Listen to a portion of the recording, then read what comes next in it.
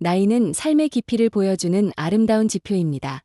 특히 7이란 나이는 인생이라는 거대한 책에서 가장 지혜로운 장을 펼치는 시기가 아닐까요? 한 세대 전만 해도 70세는 장수의 대명사였다 다릅니다.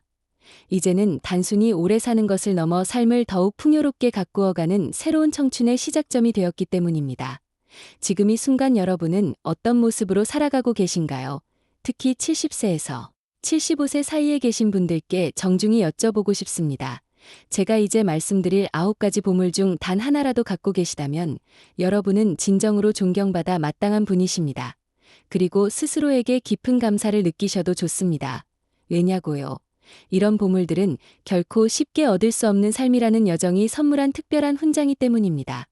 그럼 존경받을 만한 9가지 보물이 무엇인지 하나씩 살펴보겠습니다. 이 시간이 우리 모두에게 깊은 통찰과 따뜻한 영감을 주는 순간이 되길 바랍니다.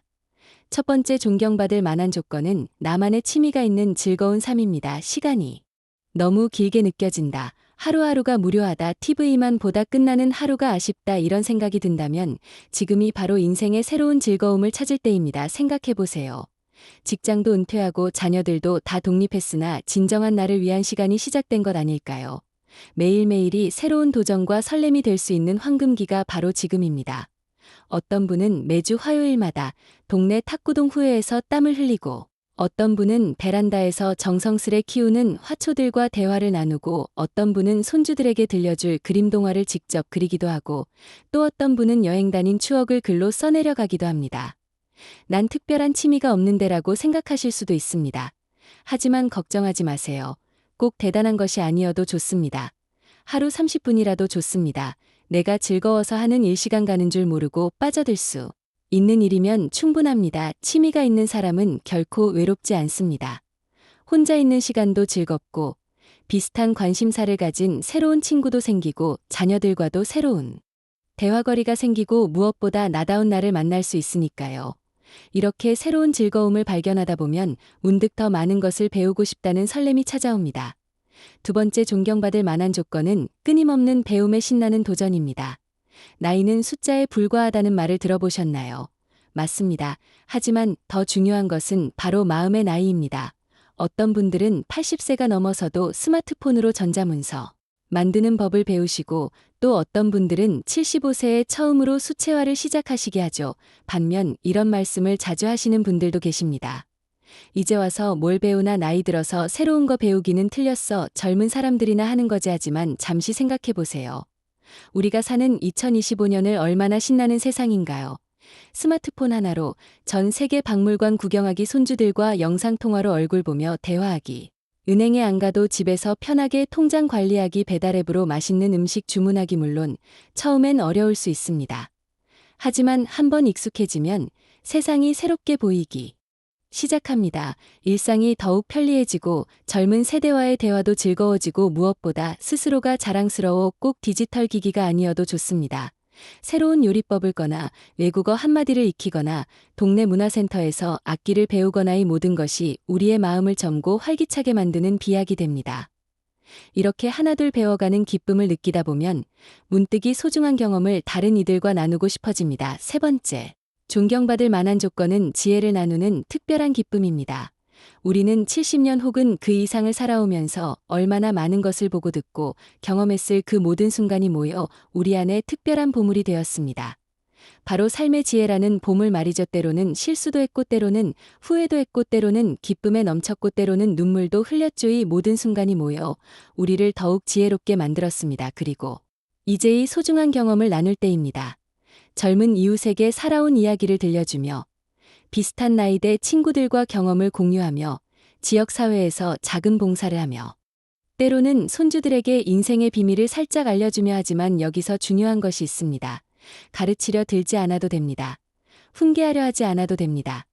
그저 따뜻하게 함께 나누는 것, 그것으로 충분합니다. 하지만 이런 다양한 활동들의 근본에는 한 가지 중요한 것이 있습니다.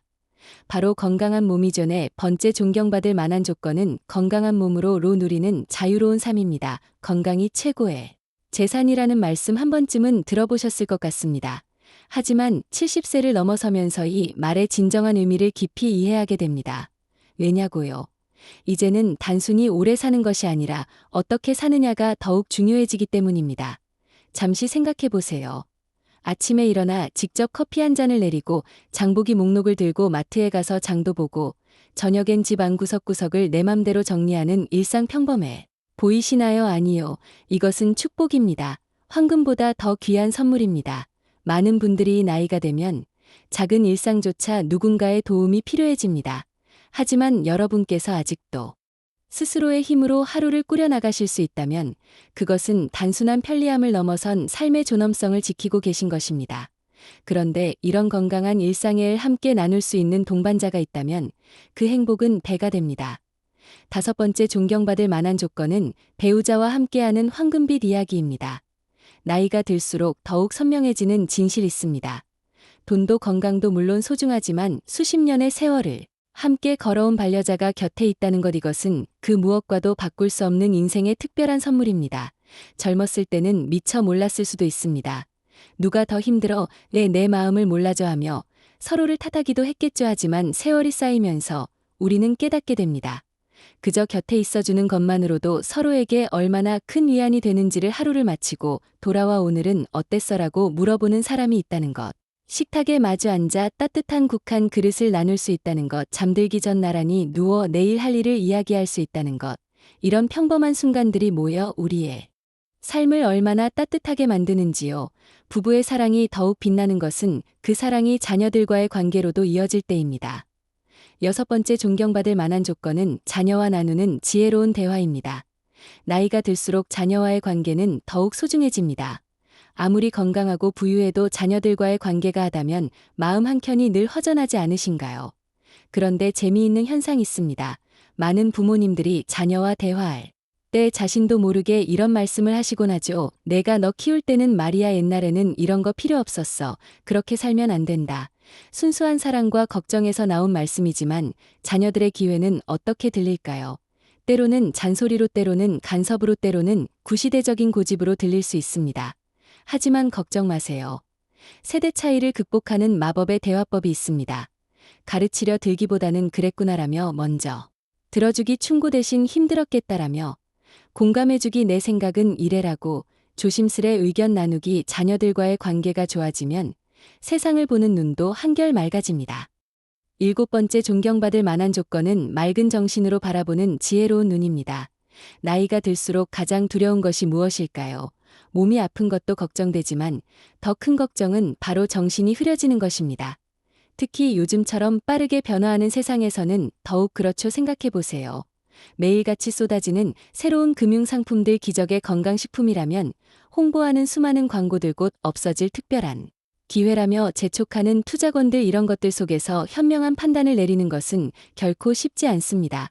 하지만 나이가 들었다고 해서 세상을 무방비 상태로 마주할 필요는 없습니다. 오히려 지금까지 살아오면서 쌓은 경험이야말로 최고의 방패가 되어줄 테니까요. 누군가 일생일대의 기회라며 서두르라고 한다면 잠시 멈추세요. 무조건 좋다는 광고를 본다면 한 번 더 의심해 보세요. 지금 아니면 못한다고 재촉한다. 더욱 신중해지세요. 이런 맑은 정신은 우리의 실제 생활, 특히 경제적 부분에서도 빛을 발합니다. 여덟 번째 존경받을 만한 조건은 경제적 자립이 주는 당당한 품격입니다. 돈이 전부는 아니다라는 말 맞습니다. 하지만 돈 걱정 없는 편안함이란 또 어떨까요? 특히 노년의 삶에서 경제적 자립은 단순한 금전의 문제를 넘어 삶의 품격과 직결되는 문제입니다. 어쩌면 이런 생각을 하실 수도 있습니다. 내가 평생 키운 자식인데 부모 용돈 정도는 다 당연히 나이 들면 자식한테 의지하는 게 자연스러운 거 아닌가. 하지만 잠시 다른 관점에서 생각해 볼까요? 지금 우리 자녀들은 어떤 세상을 살아가고 있나요? 치솟는 집값에 허리 휘는 대출금, 늘어나는 교육비와 생활비, 불안정한 일자리와 미래에 대한 걱정, 이런 상황에서 부모님께 매달 용돈을 드리는 일, 처음엔 사랑의 표현이었다. 점차 부담으로 변할 수 있습니다. 든든한 연금이나 적절한 저축으로 경제적 자립을 이루고 계신 부모님이라면 자녀들은 마음의 짐을 내려놓고 순수한 마음으로 부모님을 찾아뵐 수 있겠죠. 물론 부자가 될 필요는 없습니다. 하지만 스스로의 생활을 꾸려갈 수 있는 경제력은 필요합니다. 건강을 위한 적절한 지출, 취미 생활을 위한 여유, 가끔은 손주들 용돈도 지어줄 수 있는 즐거움, 이런 것들이 우리의 노년을 더욱 당당하고 풍요롭게